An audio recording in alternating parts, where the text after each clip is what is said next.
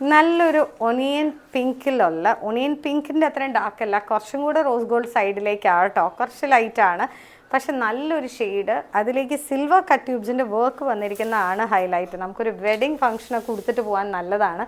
പിന്നെ ചിലർക്കുണ്ട് ഈ embossed work നിൽക്കുന്നത് ഭയങ്കര ഇഷ്ടമാണ്. അപ്പോൾ ഒരു ലൈവായിട്ടുള്ളൊരു ഫ്ലവർ ക്ലസ്റ്റേഴ്സാണ് ഇതിനകത്ത് വന്നിരിക്കുന്നത്. കണ്ടോ, നല്ല രസമുണ്ട് അതിൻ്റെ പേൾസും സംഭവങ്ങളും കാണാൻ. ലീവ്സ് ചെയ്തിരിക്കുന്നതും ഓൾ ഓവറാണ് സാരിയുടെ വർക്ക് വന്നിരിക്കുന്നത്. കണ്ടോ, നിവർത്തനനുസരിച്ച് വർക്ക് കൂടിയാണ് വരുന്നത്.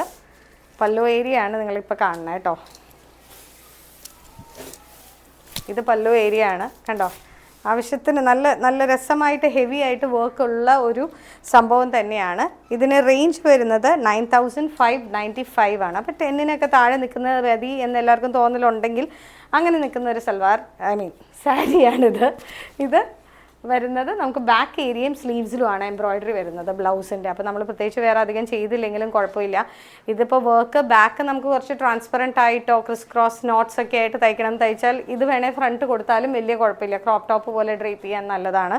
സ്ലീവിലേക്ക് വർക്ക് വന്നിരിക്കുന്നതുണ്ടോ, നല്ല ഭംഗിയുണ്ട് കാണാനായിട്ട്. സാരി ഓൾ ഓവർ വർക്ക്ഡ് ആയതുകൊണ്ട് നമുക്കൊരു പാർട്ടി വെയർ ആയിട്ട് വെയർ ചെയ്യാൻ പറ്റിയൊരു സാരിയാണ്. നല്ല ഭംഗിയുണ്ട് കേട്ടോ കാണാനായിട്ട്. എനിക്ക് ഇഷ്ടമായത് അതിൻ്റെ ആ കട്ട് ബീഡ്സ് ആണ്. കണ്ടോ, നല്ല കളറാണ്.